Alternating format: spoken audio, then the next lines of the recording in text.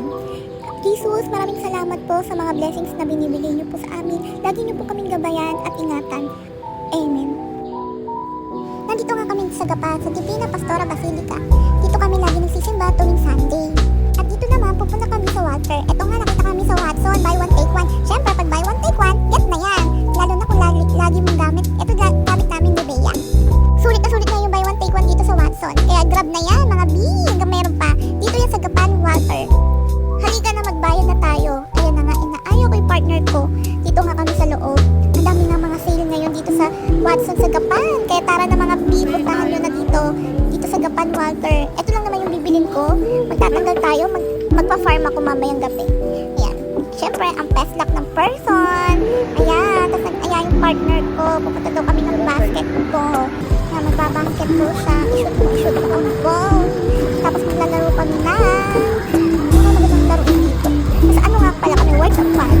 Ayan, maglalaro kami ng isda-isdaan. Tapos claw machine. Ay nako, kahirap kunin. Ayaw bumigay. Ha? Bigyan na lang dapat yan kung Valentine's na. Tapos hindi nga binigay. Tapos eto, kakain kami sa Pande Manila. Nag-aya ako sa favorite namin donut. Halagang 48 to 50 pesos yung donut dito. Then magsasandwich kami.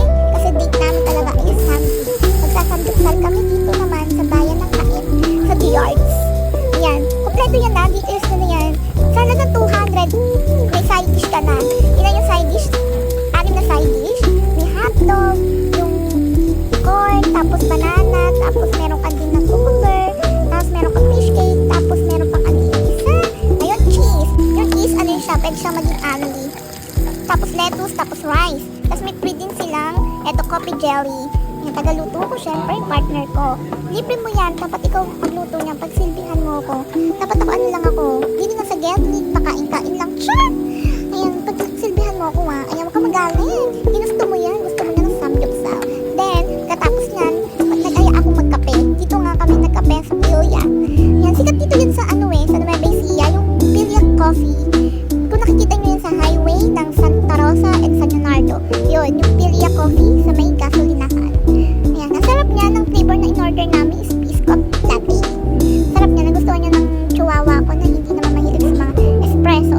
Ayan, for the ano lang kami, for the clock. Ayan, yung person, ano na, hindi na alam na magbo-voice over, hindi na alam sasabihin, pero masarap yung kape na yan. Try nyo din yan kung alam yung Pilya Coffee. Sarap, the best. Tapos eto yung Pande Manila nga, na donut na favorite namin. Try nyo din yan sa Pande Manila. Pande de donut. Sarap yung mga lalo na yung parang Al Capone. Try nyo din yan. Tapos may laman din siya sa loob. Yung Al Capone din, ganyan. Meron siyang cream puff. Try nyo din. Ha? Sinasabi ko masarap. Ayan.